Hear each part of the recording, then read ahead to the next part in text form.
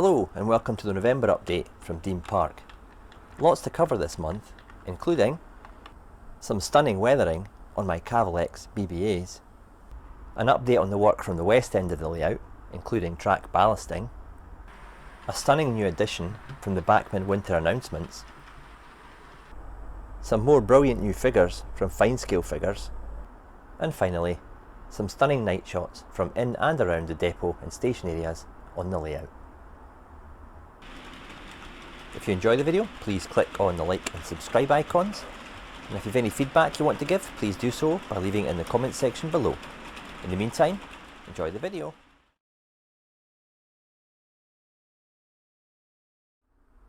The Cavalex BBA first arrived at Dean Park back in 2020, and whilst they're lovely models straight out of the box, they were a bit on the clean side, especially for the type of work that these wagons undertook in service. Earlier this year I decided that I really have to get them weathered, so I looked into different options of where to send them for this work, and I tracked down the weathering works. I've got 10 of these wagons from Cavalex, and they form quite a good rake actually, quite a nice sized rake. Probably you're looking at around 10 to 14 is prototypical, having looked at research and asked a few modelers who know better than I. So whilst I'm happy with 10, who's to say I won't add another 2 or 3 in the collection when Cavalex release the next batch, which I believe are en route from China as we speak. When I gave them to Scott down at the weathering works, I asked him to give me the look of a wagon that had been in service for around 10 to 12 years, which would sit nicely with the era that I'm modelling. I gave him some photographs just to give him inspiration, not that he needed any, because what he's done is absolutely fantastic. By looking at it, he's used a series of techniques from air to hand brushing, as well as using a variety of finishes, perhaps even some oil paints as well as enamels or acrylics in there, just to give the bedded in grimy look of an in-service vehicle. I'm especially impressed by what he's done with the red ends of the wagons, giving that faded red appearance as well as built up grime and some corrosion. This angle will afford you a better view of the wagon, especially at the bed area here. If you looked at photographs of the BBAs in service, they tend to get a bit of corrosion and marks where the hot steel slabs had been placed and rolled on. So I've tried to get him to capture that, and he certainly has pulled that off on some of the wagons. I really am impressed with this. He's also bent the stanchions here. Obviously they would get damaged in use, and he asked me if I wanted that done. I said, look Scott, I'm wanting it done realistically, so he's delivered on that again. I'm really loving the way that he's built up the grime on the underframe as well, onto the bogies, onto the actual frame of the wagon here. You can see that the rail freight badge there, obviously obscured by the build-up of dirt and grime. The handbrake wheels on the actual wagon were kept relatively clean in relation to the rest of the wagon, so hence on some of them they're whiter and cleaner than others. So there you go, my Cavalex BBA professionally weathered by the Weathering Works. I'll certainly have no hesitation in sending any of my other stock down to Scott at the Weathering Works to be given the realistic treatment in the future.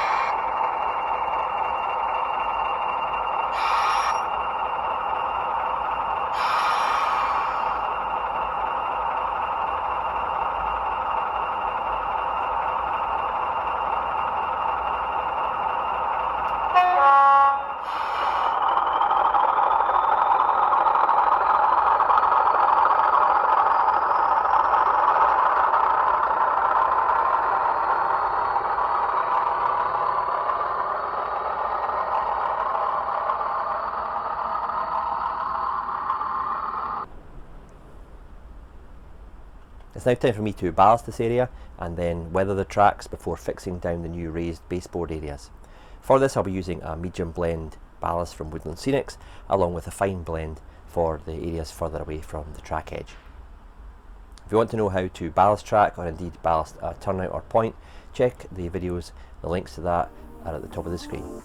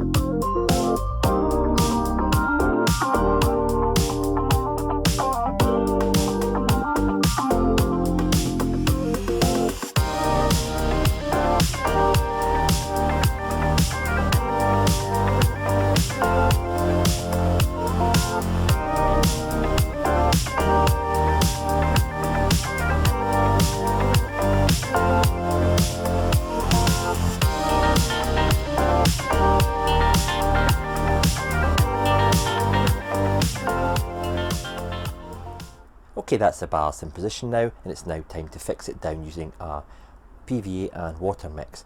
I'm going to go for around about a 60% PVA to 40% water with a touch of washing up liquid in there just to break down the surface tension on the ballast itself.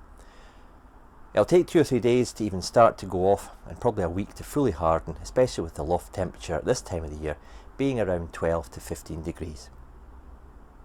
A full tutorial on how to ballast will be covered with a link at the top of the screen.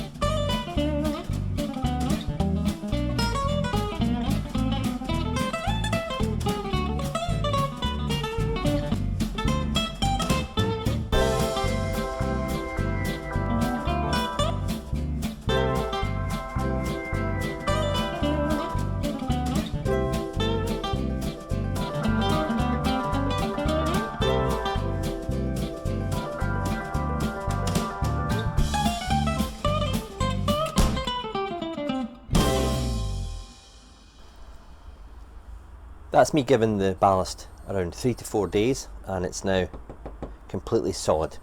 When you press on it, there shouldn't be any movement in the rails at all, and then you know obviously that it's dried sufficiently. The PVA has absorbed into the ballast, and it's not going anywhere in a hurry. Now, because you've poured all this PVA and stuff onto the tracks, you might want to give it a quick clean with the humble track rubber, just to take off any of the surface glue that's stuck to the tops of the tracks, and then obviously you've got to test run it with some trains. Now when it's gluing and drying, I make sure that I flick the turnout switches back and forth to make sure there's no problems with them being clogged with ballast or glue, and I do that maybe every day when I come up, just to make sure all is well. I've checked these, they're all working, so I'm happy, so I can now run trains on it until I get it weathered. With regard to the weathering, I'm not going to really go to town and finish the weathering on the tracks in this section just now. The reason I've had to ballast, and I will do some weathering at this stage, is that I've got to ballast and weather into the tunnel areas, and they will be fully done. The baseboards will then go back in position, and this will be left lightly weathered. By that I mean the track sides will be covered, and there'll be a weathering on the ballast and the sleepers. Usually with my weathering of the track, I'll feather the airbrush out into the areas surrounding the track. I'm not going to do that just now because I've got some scenic materials and details to add in here at some later point. I'd like to do that when I'm secure in the knowledge as to where all my walls are positioned. So I'm going to give it a weathering and then leave it, and at a later date I'll be able to come back and finish off the scene with scenic material and landscaping. But that's way down the line. That might be 2, 4, 6 months or whatever. It all depends on how I progress with other areas of the layout.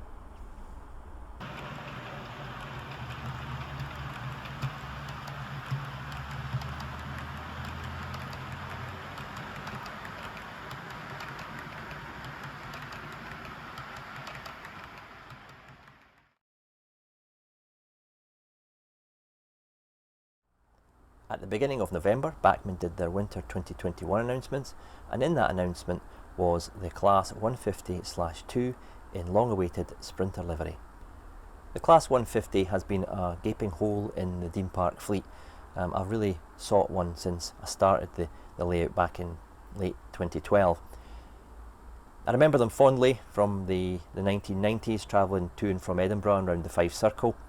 And whilst they weren't the most attractive things, they were comfy enough and mostly reliable, and they were certainly better than the aged 101 units and the 117s that we had at the time. When Bachmann make their announcements, it's usually around a 2 to 3 month window until the models appear on the shelves. However, I was pleasantly surprised because less than 10 days after they announced this model, it was available to buy, so I snapped one up. It's not a new model from Bachmann, the tooling itself is getting on a bit. It's well over probably 8 to 10 years old now, and whilst it's good in some respects, it is starting to show its age in others. One area that I'd like to see updated and really justify the price of this model is the removal of this large chassis block which houses the motor and the gearbox, which has taken up a large part of the passenger compartment. I'd like to see Bachmann take the approach that they have done with their 117s and 158 units and fit lower profile motors to allow an obscured view of all of the passenger area. Looking into the seating compartment, it's fairly basic. The floor is quite high. It's actually almost at the same height as the actual bottom of the seats, so not particularly realistic if you want to get some standing passengers in there. I know Bachmann released a 150 in GWR green recently. I think it had fitted passengers in it, but you'll pay extra for that.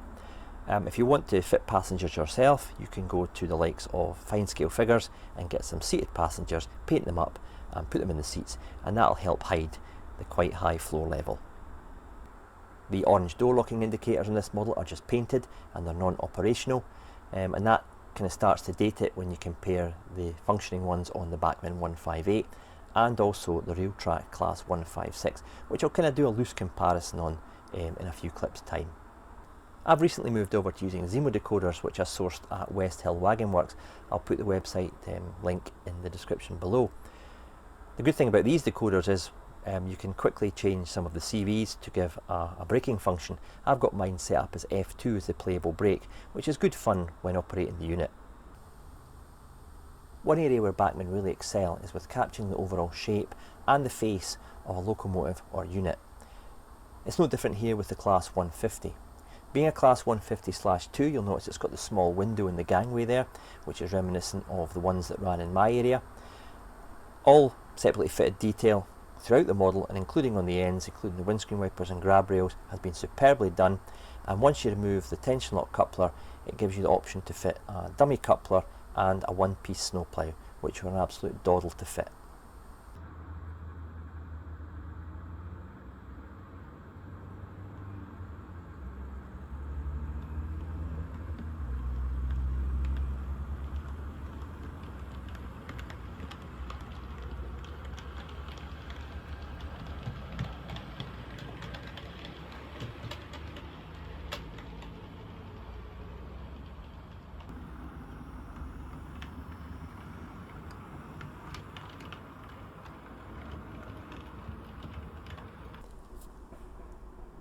Some of you might be wondering how the Bachmann Class 150 Sprinter compares to the Realtrack Class 156 Super Sprinter. Really the 156 is the 150's closest relative at Dean Park, so a comparison is inevitable. What I would say is that both have their pros and their cons. When it comes down to running mechanism, I think the Bachmann one edges it because it's got a more refined and smoother mechanism. The Realtrack one can be a bit grindy and noisy at times. The Realtrack uses a low profile motor, whereas the Bachmann, as I touched on earlier, has a large chassis block which blocks out some of the passenger area of one of the coaches. Looking at the lighting features, I prefer the Realtrack lighting features to that of the Bachmann, especially with the compartments anyway. When you put the passenger compartment on the Realtrack Super Sprinter, it flickers and flashes just like the real thing would do, whereas the Bachmann one, as soon as you press F0 for the head and tail lights, the interior lights come on, and that's it. You've no independent control, certainly not on the non-sound fitted version anyway. It may look on the camera like the Realtrack one has flashing lights in its compartment. That's just the frames per second I've got on the camera, obviously with the LEDs inside the coach, but it doesn't flash on the layout. That's just for the camera. With regard to the head and tail lights, the Bachmann one is better. There tends to be with the Realtrack one a little bit of bleed between the white lens and the other lenses, so when you've got a direction with the headlights on, it tends to bleed across into the tail light one, where the Bachmann is more isolated, so red doesn't bleed across into the white lens and vice versa. So it's just a little bit more refined in this area. With regard to the interiors, I feel that the Realtrack 156 edges it over the Bachmann one, just because it's got a little bit more finesse, coloured tables, chairs and carpeting, whereas the Bachmann one is a single coloured plastic. The Bachmann edges the Realtrack one with regard to build quality. The Bachmann one is flawless throughout, compared to the Realtrack one, which is a very nice model, but when you look a little bit closer, some of the separately fit parts are a bit untidily done, and in the vestibule areas there's wires showing. Both the Realtrack 156 and the Bachmann 150 have exquisite underframe detail. However, being the newer model, the 156 edges it, as it's got a little bit more finesse and more added parts. Comparing the liveries, both manufacturers have done a great job of representing the Sprinter livery. If I was being really nitpicky, I would suggest that the yellow used on the Bachmann 150 is more representative of the warning yellow used on these units, compared to the yellow used on the Realtrack 156. But as I said, I really am being nitpicky here because both models look fantastic.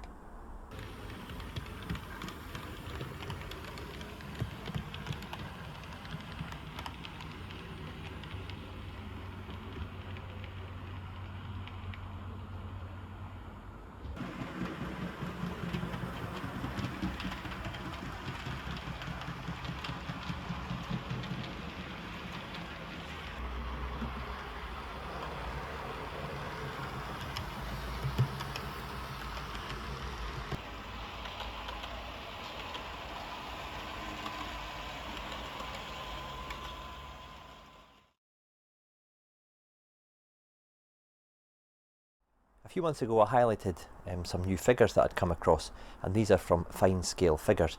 I'll put the website in the description below. I've just completed my next batch. I tend to work in batches of 6 to 8 figures. I don't want to take on too many at one time.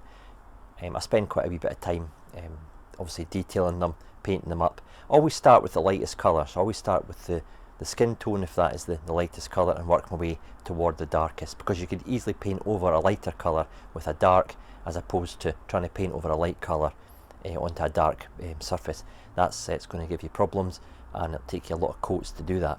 And figures of this scale, you don't really want to put too many coats of paint on, because you'll lose the definition in the actual 3D print, facial expressions, creases in the clothes, that kind of thing.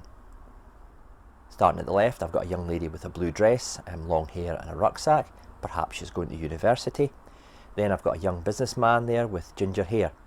Ginger hair is vastly underrepresented in model world, so I've given him a red head, and it certainly won't be my last red head at Dean Park. Then I've got a young chap looking at his watch, and his friend next to him giving him the thumbs up, looking pretty cool with his red t-shirt, open shirt, chinos and white trainers on. Then I've got the person who I've nicknamed Betty. She's waiting on her husband coming off the train from work. And then a slightly overdressed elderly chap with his long coat on, walking stick and hat. If you've not had a go at painting your own figures, I recommend you give it a try. It's really good fun. It's something you can do as well when you've not got a lot of time. For example, 10-15 minutes here, add a wee bit of paint, wait for it to dry, come back and add some more the next time. You don't have to do it all in one sitting. However, if you still don't really want to try your own and you're not keen, fine scale figures actually do some pre-painted figures, so you might want to check them out as well.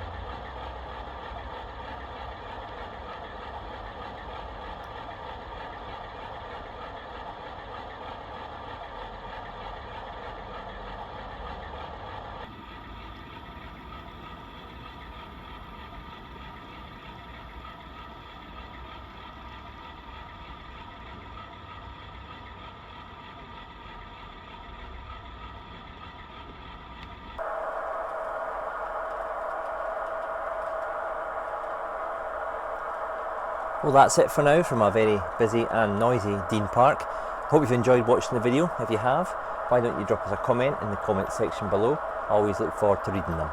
In the meantime, stay safe, thanks for watching, cheers for now.